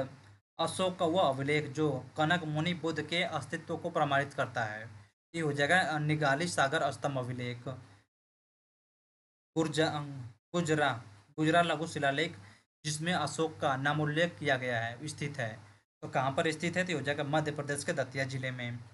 नेक्स्ट पॉइंट कह रहा है अशोक के अभिलेखों में से पूर्ण रूपेण धार्मिक सहिष्णुता के प्रति समर्पित अभिलेख है। तो कौन सा अभिलेख है? तो अभिलेख 12। ठीक ना, कौन सा अभिलेख है? तो अभिलेख 12। नेक्स्ट पॉइंट कह रहा है ब्रह्मा लिपि को सर्वप्रथम पढ़ा था। सॉरी, ब्राह्मी लिपि को सर्वप्रथम किसने पढ़ा था? तो फ्रेंड्स, वो हो जाएगा जेम्स प्रिंसेप ने। ठीक है, किसने? वो हो जाएगा जेम्स प्रिंसेप ने। नेक्स्ट पॉइंट कह रहा है प्राक अशोक ब्राह्मी लिपि का पता चला है। प्राक अशोक ब्राह्मी लिपि का पता चला है। कहाँ से पता चला है? तो अनुराधापुर से। नेक्स्ट पॉइंट कह रहा है कि पत्थर पर प्राचीनतम शिलालेख थे। पत्थर पर प्राचीनतम शिलालेख थे। किस भाषा में थे? तो फ्रेंड्स, वो थे प्राकृतिक भाषा में। ठीक ना, किसमें? तो ये हो जाएगा प्राकृतिक भाषा में।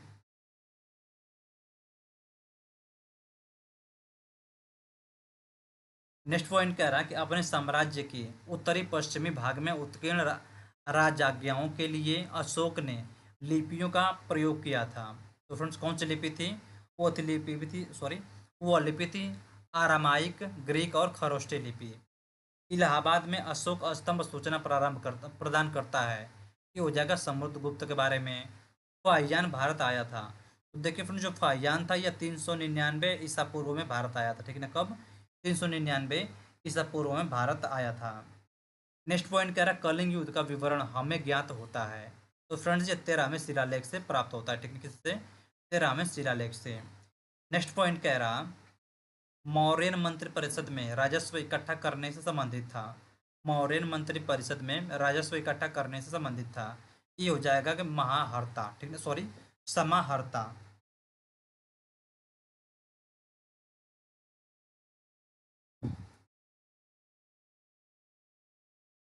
नेक्स्ट पॉइंट कह रहा है अशोक का समकालीन तुर्मय राजा था। तो कौन था? मिस्र। मकदुनिया में अशोक का समकालीन राजा था। कौन सा था? तो हो जाएगा एंटिकोन गोनटास। नेक्स्ट पॉइंट कह रहा टॉलेमी फिलाडे फिलाडेल्फ्स, जिसके साथ अशोक अशोक के राजनय संबंध थे, शासक था। तो कहाँ का शासक था? वो हो जाएगा मिस्र का। नेक्स्ट पॉइंट कह रहा है एक इतिहासकार के अनुसार शिलालेखों में अशोक ने जिस धर्म का प्रतिपादन किया वह वस्तुतः तो राज्य धर्म था। तो कौन सा था? तो हो जाएगा फ्लीट। नेक्स्ट पॉइंट कह रहा है आधुनिक देवनागरी लिपि का प्राचीन रूप है। आधुनिक देवनागरी लिपि का प्राचीन रूप क्या है? तो हो जाएगा ब्राह्मी लिपि। ठीक ना, क्या है? तो हो जाएगा ब्राह्मी लिपि। नेक्स्ट पॉइंट कह रहा है किसने सहिष्णुता, उदारता और करुणा के त्रिविध आधार पर राजधर्म की स्थापना की थी? कौन है? तो हो जाएंगे अशोक। सांची का स्तूप बनवाया था, किसने बनवाया था? तो वह अशोक ने। नेक्स्ट पॉइंट कह रहा ब्राह्मी लिपि का प्रथम उद्वाचन उत्कीर्ण अक्षरों से किया गया है। ब्राह्मी लिपि का प्रथम उद्वाचन उत्कीर्ण अक्षरों से किया गया है। कहाँ पर किया गया? स्तंभों पर। नेक्स्ट पॉइंट कह रहा है बुलंदी बाग प्राचीन स्थान था। बुलंदी बाग प्राचीन स्थान था। कहाँ का? तो ये हो जाएगा पाटलिपुत्र का। नेक्स्ट पॉइंट कह रहा है मौर्य काल में तक्षशिला के प्रसिद्ध शिक्षा केंद्र के द्वार खुले थे। मौर्य काल में तक्षशिला के प्रसिद्ध शिक्षा केंद्र के द्वार खुले थे ब्राह्मणों, क्षत्रियों और वैश्यों के लिए। नेक्स्ट पॉइंट कह रहा है कि मौर्य काल में दंड विधान थे। मौर्य काल में दंड विधान थे काफी कठोर। कालसी प्रसिद्ध है। तो कालसी किस लिए प्रसिद्ध है? तो ये अशोक के शिलालेख के कारण। चाणक्य का दूसरा नाम क्या था? तो देखिए फ्रेंड्स जो चाणक्य का दूसरा नाम क्या है? तो हो जाएगा विष्णुगुप्त। चंद्रगुप्त मौर्य ने अपने अंतिम दिन व्यतीत किए थे। चंद्रगुप्त मौर्य ने अपने अंतिम दिन व्यतीत किए थे कहाँ पर? श्रवणबेलगोला में। अशोक का वह अभिलेख जिसमें धार्मिक सहिष्णुता के सिद्धांत की बात की गई है। अशोक का वह अभिलेख जिसमें धार्मिक सहिष्णुता के सिद्धांत की बात की गई है। ये हो जाएगा अभिलेख नंबर 12 में। ठीक है, किसमें? अभिलेख 12 में। और जो अगली पॉइंट है फ्रेंड्स ये हो जाएगा मौर्योत्तर कालीन भारत। ठीक ना, क्या है? मौर्योत्तर कालीन भारत। हो सकता है ना कि जैसे क्या होता है ना कि जो यूट्यूब नोटिफिकेशन सेंड करता है तो नोटिफिकेशन हो सकता है शायद लेट सेंड करता हो या फिर इस टाइम करता ही ना हो, ये भी हो सकता है। चलिए ठीक है। जो अगला टॉपिक क्वेश्चन है कह रहा है सिमुक संस्थापक था। सिमुक संस्थापक था। तो देखिए जो सिमुक है यह किसका संस्थापक था? यह सातवाहन का। ठीक ना, किसका? ये हो जाएगा सातवाहन का। नेक्स्ट पॉइंट कह रहा है कार्द मद क्षत्रपकों ने अति दुर्लभ सिक्के प्रचलित किए। किसके? तो हो जाएंगे ताम्र धातु के, यानी तांबा के। नेक्स्ट पॉइंट कह रहा है अशोक के द्वितीय शिलालेख में उल्लेख नहीं है। अशोक के द्वितीय शिलालेख में उल्लेख नहीं है। तो किसका उल्लेख नहीं किया गया है? तो इसमें सातवाहन का उल्लेख नहीं किया गया है।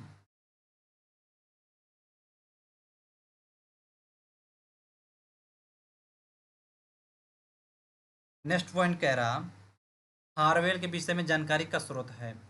हारवेल के विषय में जानकारी का स्रोत है। तो हो जाएगा हाथी गुफा अभिलेख। ठीक ना, ये हो जाएगा। तो हो जाएगा हाथी गुफा अभिलेख।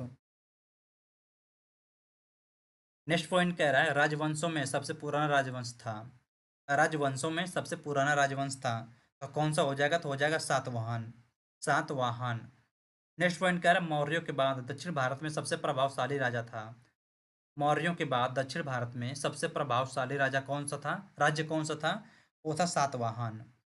नेक्स्ट पॉइंट कह रहा सातवाहनों की राजधानी अवस्थित थी। सातवाहनों की राजधानी अवस्थित थी। कहाँ पर? तो हो जाएगा अमरावती में। नेक्स्ट पॉइंट कह रहा है कनिष्क के सारनाथ बौद्ध प्रतिमा अभिलेख की तिथि है। तो क्या हो जाएगा? तो हो जाएगा 81। ओनली 81। नेक्स्ट पॉइंट कह रहा बुद्ध का सिक्कों पर अंकन हुआ है। बुद्ध का सिक्कों पर अंकन हुआ है किसके द्वारा? तो कनिष्क के। नेक्स्ट पॉइंट कह रहा उत्तरी और उत्तरी पश्चिमी भारत में सर्वाधिक संख्या में तांबे के सिक्के को जारी किया था। तो किसने जारी किया था? तो फ्रेंड्स कुषाणों ने जारी किया था। नेक्स्ट पॉइंट कह रहा काव्य शैली का प्राचीनतम नमूना अभिलेख में मिलता है। क्या? काव्य शैली का प्राचीनतम नमूना अभिलेख में मिलता है। कहाँ पर? तो हो जाएगा काठियावाड़ के रुद्रदामन में। ठीक ना? इसका हो जाएगा। नेक्स्ट पॉइंट कह रहा प्राचीन भारत में नियमित रूप से सोने के सिक्के चलाए थे। प्राचीन भारत में नियमित रूप से सोने के सिक्के चलाए थे। कौन चलाए थे? तो थे कुषाण। बीना बेगार के सुदर्शन झील का जीर्णोद्धार कराया। बीना बेगार के सुदर्शन झील का जीर्णोद्धार कराया। तो किसने करवाया था? तो रुद्रदामन प्रथम ने। नेक्स्ट पॉइंट कह रहा प्राचीन भारत के साहित्यिक इतिहास में पाणिनि और पतंजलि ख्याति प्राप्त नाम है फले फूले। तो किसके समय में? तो हो जाएगा शुंग राजवंश के समय में। नेक्स्ट पॉइंट कह रहा है विक्रम संवत प्रारंभ हुआ है। तो देखिए फ्रेंड जो विक्रम संवत है यह कब प्रारंभ हुआ था? तो यह हो जाएगा 58 ईसा पूर्व में यह प्रारंभ हुआ था। नेक्स्ट पॉइंट कह रहा है कि महाभाष्य के लेखक पतंजलि समसामयिक थे। ठीक ना? महाभाष्य के लेखक पतंजलि किसके समकालीन थे? तो फ्रेंड्स ये हो जाएंगे पुष्यमित्र शुंग के समकालीन थे। नेक्स्ट पॉइंट कह रहा कि विक्रम एवं शक संवतों में अंतर है। कितने वर्षों का अंतर है? तो 135 वर्षों का इन दोनों में अंतर है। नेक्स्ट पॉइंट कह रहा यहाँ पर पॉइंट दे रहा फ्रेंड सही सुमेलन है। ठीक ना? सही सुमेलित है। सूची फर्स्ट दिया हुआ है और सूची सेकेंड। कह रहा कि डिमेट्रियस किससे संबंधित है? तो फ्रेंड्स हिंद यूनानी। रुद्रदामन किससे संबंधित है? हो जाएगा शक से। और जो गोंडो फर्निच किससे संबंधित है? तो पल्लव से। और जो भीम है फ्रेंड्स ये भीम किस वंश से संबंधित है? ये हो जाएंगे कुषाण वंश से। और जो अगली टॉपिक है वो हो जाएगा प्राचीन भारत पर विदेशी आक्रमण। ठीक ना? प्राचीन भारत पर विदेशी आक्रमण यानी फॉरेन इन्वेशन ऑफ एंशियंट इंडिया। यहाँ पर अगला पॉइंट कह रहा मध्य प्रदेश में विदिशा के पास वेसन नगर में मध्य प्रदेश में विदिशा के पास वेस नगर में गरुड़ ध्वज स्तंभ बनाया गया। तो किसने बनवाया था? तो फ्रेंड्स बनवाया था हेलियोडोरस ने। नेक्स्ट पॉइंट कह रहा हमारे देश को इंडिया संबोधित करने वाले थे। हमारे देश को इंडिया संबोधित करने वाले थे। तो किसने संबोधित किया था? तो फ्रेंड्स हो जाएंगे यूनानी।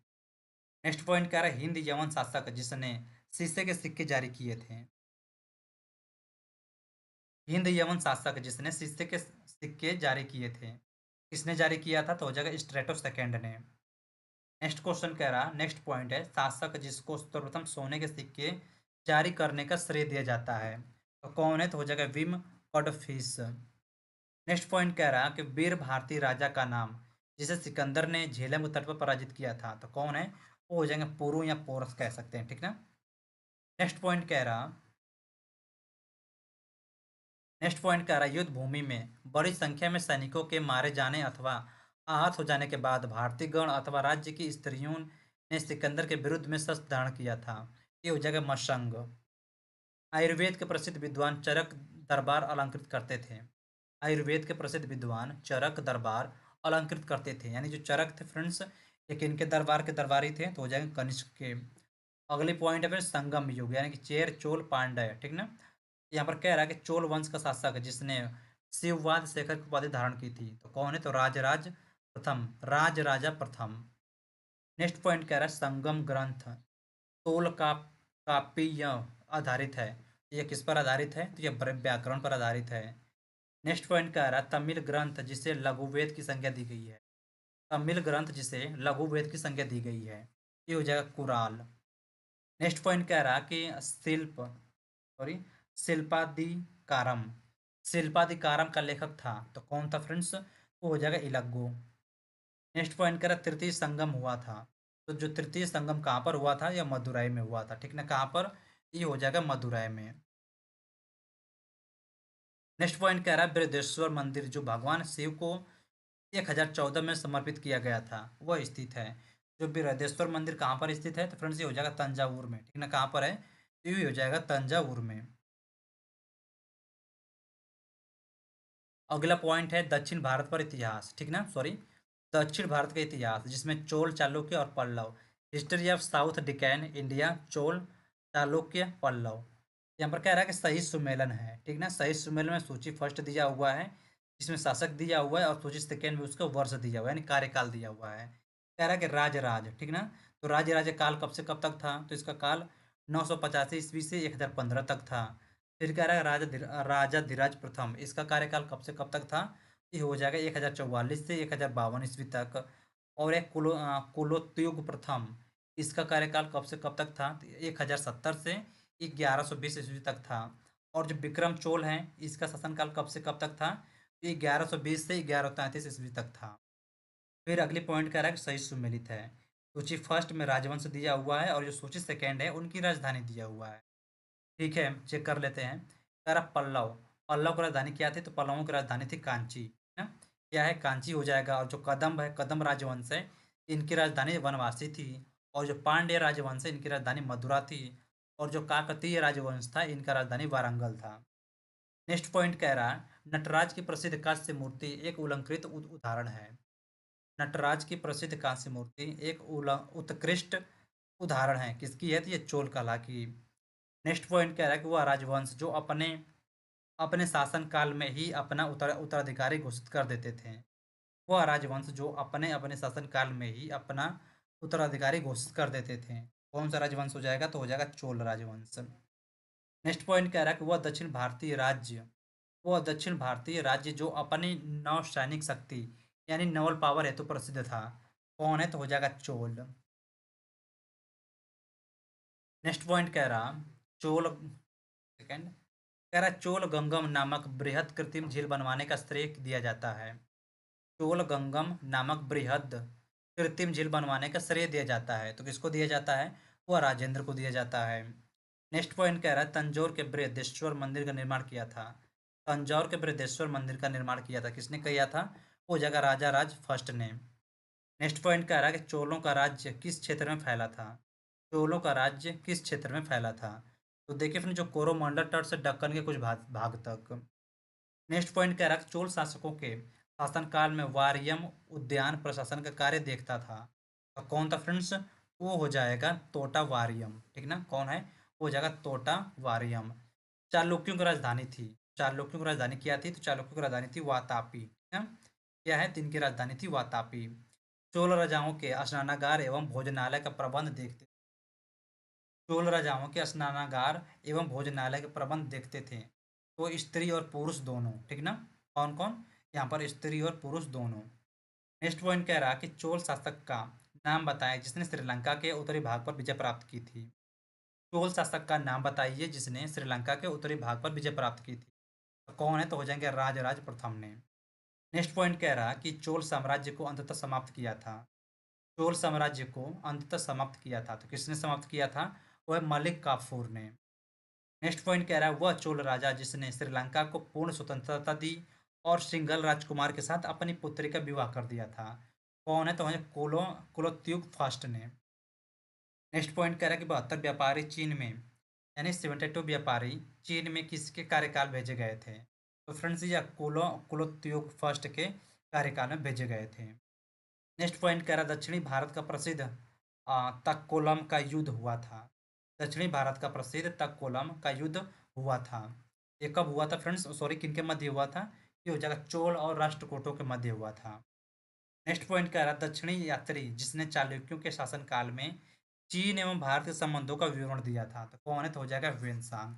और जो वेनसांग है यह किसके शासनकाल में भारत आया था? तो फ्रेंड्स ये हर्षवर्धन, ना, किसके शासनकाल में? ये हर्षवर्धन के शासनकाल में भारत आया था। नेक्स्ट पॉइंट कह रहा क्वेश्चन नंबर नहीं, कह रहा कि किस वंश द्वारा प्रायः महिलाओं को प्रशासन में उच्च पद प्रदान किए जाते थे। किस वंश द्वारा प्रायः महिलाओं को प्रशासन में उच्च पद प्रदान किए जाते थे? इसमें तो हो जाएगा चालुक्य वंश में। नेक्स्ट पॉइंट कह रहा है कि मत विलास प्रहसन के लेखक थे। मत विलास प्रहसन के लेखक कौन थे? वो थे महेंद्र वर्मन, ठीक ना। नेक्स्ट पॉइंट कह रहा है तीसरी शताब्दी में वारंगल प्रसिद्ध था। तीसरी शताब्दी में वारंगल प्रसिद्ध था। तो फ्रेंड्स ये किसके लिए प्रसिद्ध था? तो ये लोहे के यंत्रों और उपकरणों हेतु यह प्रसिद्ध था।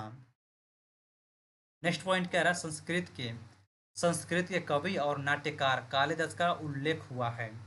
संस्कृत के कवि और नाटककार कालिदास का उल्लेख हुआ है ये पुलकेशिन सेकेंड के ए होल अभिलेख में। और यहाँ पर देखेंगे फ्रेंड्स, जो कालिदास हैं इनकी 2-3 बुक हैं जो कि मोस्ट फेमस है, जो कि एग्जाम में काफ़ी पूछी जाती हैं। जैसे हो गया रघुवंशम, ठीक ना, क्या है? रघुवंशम। रघुवंशम और अभिज्ञान शाकुंतलम, ठीक ना, अभिज्ञान शाकुंतलम। शाकुंतलम और एक बुक है, थोड़ा सा याद नहीं आ रहा अभी। जैसे रघुवंशम हो गया, अभिज्ञान शाकुंतलम हो गया।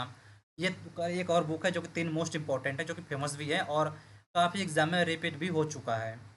नेक्स्ट क्वेश्चन कह रहा है, एक चालुक्य अभिलेख के तिथि अंकन में शंख संवत का वर्ष 556 दिया गया है। इसका तुल्य वर्ष है, इसका तुल्य वर्ष कितना हो जाएगा? तो 634 ईस्वी, ठीक ना।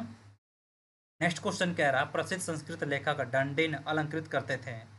प्रसिद्ध संस्कृत लेखक डंडिन अलंकृत करते थे। तो ये हो जाएगा पल्लव की सभा को, ठीक है ना, किसको?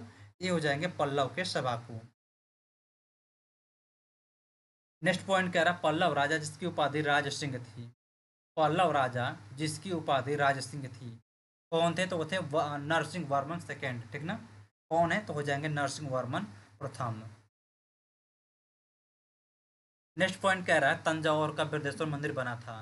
तंजौर का बृहदेश्वर मंदिर बना था, किसके शासनकाल में बना था? यह राजा राज के शासनकाल में बना था। यहाँ पर कह रहा है कि सही सुमेलन है, सूची फर्स्ट में दिया दक्षिण भारत के समुद्रगुप्त के समकालीन नरेश दिया हुआ है और उनके राज्य दिया हुआ है। कह रहा धनंजय। तो फ्रेंड धनंजय का राज्य क्या था? तो कुशतलपुर हो जाएगा। और जो नील राज है इनका अवमुक्त हो जाएगा।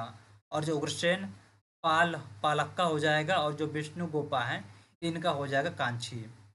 नेक्स्ट पॉइंट कह रहा है सही सुमेलन है, सूची फर्स्ट में राजवंश दिया हुआ है और सूची सेकेंड है यहाँ पर राजधानी दिया हुआ है। कह रहा है कि पल्लव की राजधानी क्या थी? तो कांची थी। और जो पांडे है, पांडे की राजधानी मदुरा थी। और जो यादव थे, यादवों की राजधानी क्या थी? देवगिरी थी। और जो काकतीय हैं इनकी राजधानी वारंगल थी, ठीक ना। नेक्स्ट पॉइंट है गुप्त काल, ठीक ना, गुप्त काल यानी गुप्ता पीरियड, ठीक है। तो यहाँ पर स्टार्ट करते हैं इसको। कह रहा है कि मंदसौर, कह रहा है मंदसौर प्रशस्ति उपलब्धियों का विवरण प्रस्तुत करता है। मंदसौर प्रशस्ति उपलब्धियों का विवरण प्रस्तुत करता है।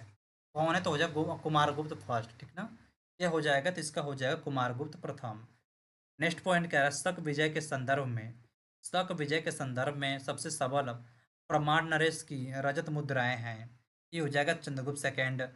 फिर कह रहा है रजत सिक्के जारी करने वाला प्रथम गुप्त शासक था। और कौन है? तो हो जाएंगे चंद्रगुप्त द्वितीय। नेक्स्ट पॉइंट कह रहा है भारत का नेपोलियन के नाम से जाना जाता है। भारत का नेपोलियन के नाम से जाना जाता है। तो किसको जाना जाता है? तो फ्रेंड्स वो है समुद्रगुप्त को, ठीक है ना, किसको? वो हो जाएगा समुद्रगुप्त को। नेक्स्ट पॉइंट कह रहा है शक विजेता नाम जाना जाता है। शक विजेता जाना जाता है। तो देखिए फ्रेंड, जो शक विजेता है किस लिए जाना जाता है? ये हो जाएगा चंद्रगुप्त द्वितीय। नेक्स्ट पॉइंट कह रहा है कि गुप्त शासक जिन्होंने होड़ों पर विजय प्राप्त की थी। गुप्त शासक जिन्होंने होड़ों पर विजय प्राप्त की थी, तो कौन है? तो हो जाएगा स्कंदगुप्त। नेक्स्ट पॉइंट कह रहा है कि गुप्त स्वर्ण मुद्रा को कहा जाता था। गुप्त स्वर्ण मुद्रा को कहा जाता था, तो क्या कहा जाता था? तो इसको दिनार कहा जाता था। नेक्स्ट पॉइंट कह रहा है गुप्त अभिलेखों में दिनार किसका वाचक है? वह है, वो हो जाएगा कांस्य सिक्का। नेक्स्ट पॉइंट कह रहा है सती प्रथा का प्रारंभ प्रथम अभिलेखी साक्ष्य प्राप्त हुआ है। सती प्रथा का प्रथम अभिलेखी साक्ष्य प्राप्त हुआ है, तो कहाँ से प्राप्त हुआ है? ये हो जाएगा एरण से, ठीक ना। कहाँ से? ये हो जाएगा एरण से।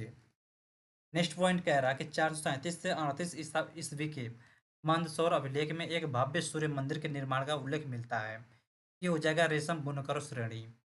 नेक्स्ट पॉइंट कह रहा है सारनाथ की मूर्ति स्पष्ट मुद्रा वाले बुद्ध प्रतिमा कालांकृत है। यह किस काल की है? तो फ्रेंड्स ये गुप्त काल की है। और यह क्वेश्चन 2 बार रिपीट हो चुका है। नेक्स्ट पॉइंट कह रहा है प्राचीन भारत में वह वंश जिसके शासनकाल को स्वर्ण युग कहा जाता है। प्राचीन भारत में वह वंश जिसके शासनकाल को स्वर्ण युग कहा जाता है, तो वो हो जाएगा गुप्त युग, सॉरी गुप्त काल को। नेक्स्ट पॉइंट कह रहा है राजवंश जो होड़ों के आक्रमण के अत्यंत विचलित हुआ। राजवंश जो हुडों के आक्रमण के से अत्यंत विचलित हुआ था। तो कौन था? तो हो जाएगा गुप्त काल। फिर कह रहा भाग और बलि थे, ठीक ना, भाग और बलि क्या थे? तो यह राजस्व के स्रोत थे। नेक्स्ट पॉइंट कह रहा अधोलिखित में गुप्तकालीन स्वर्ण मुद्रा है। अधोलिखित में गुप्तकालीन स्वर्ण मुद्रा है दीनार, ठीक ना। नेक्स्ट पॉइंट कह रहा है भारतीय दर्शन की प्रारंभिक शाखा है। भारतीय दर्शन की प्रारंभिक शाखा कौन से? तो हो जाएगा शाक्य। नेक्स्ट पॉइंट कह रहा है कर्म का सिद्धांत संबंधित है। तो फ्रेंड्स जो कर्म का सिद्धांत है यह मीमांसा से संबंधित है। नेक्स्ट पॉइंट कह रहा है योग दर्शन के प्रतिपादक हैं। योग दर्शन के प्रतिपादक कौन है? तो हो जाएगा पतंजलि, ठीक ना। कौन है? तो हो जाएंगे पतंजलि। नेक्स्ट पॉइंट कह रहा है कि न्याय दर्शन को प्रचारित किया था। न्याय दर्शन को प्रचारित किया था। तो देखिए फ्रेंड्स न्याय दर्शन को प्रचारित किसने किया था? तो हो जाएगा गौतम ने। नेक्स्ट पॉइंट कह रहा है कि भारत में आस्तिक तथा नास्तिक संप्रदायों के विभेदक लक्षण हैं। भारत में आस्तिक और नास्तिक संप्रदायों के विभेदक लक्षण क्या है? ये हो जाएगा वेदों की प्राथमिकता में आस्था। नेक्स्ट पॉइंट कह रहा काम रूप में वैष्णव धर्म को लोकप्रिय बनाया। किसने बनाया? तो हो जाएगा शंकर देव। नेक्स्ट पॉइंट कह रहा बीज गणित के यानी अलजेब्रा के क्षेत्र में योगदान के लिए विशेष रूप में जाने जाते हैं। कौन जाने जाते हैं? तो हो जाएंगे भास्कर।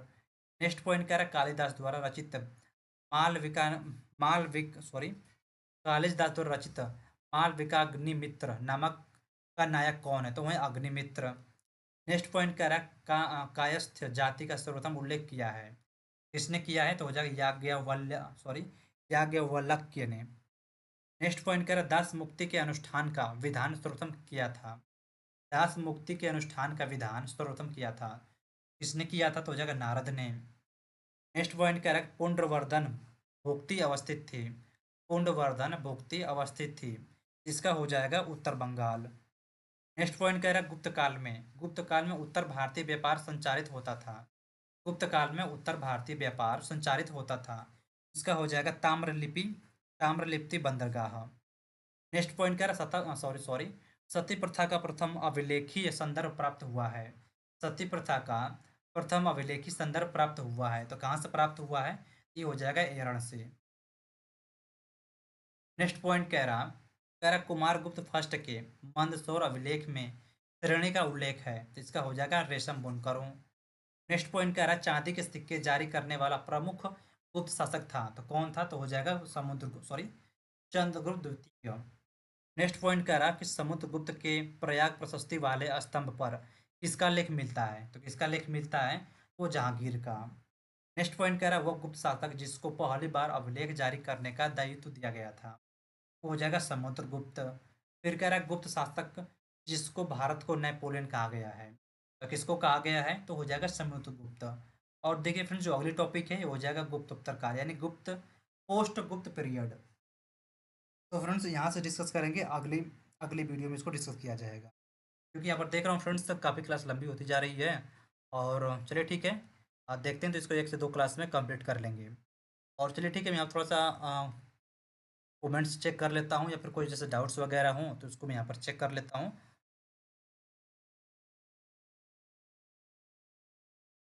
चलिए ठीक है, यहाँ पर कोई भी डाउट्स या कमेंट्स यहाँ पर शो नहीं हो रहे हैं। ठीक है फ्रेंड्स, मिलते हैं आपसे अगली वीडियो में।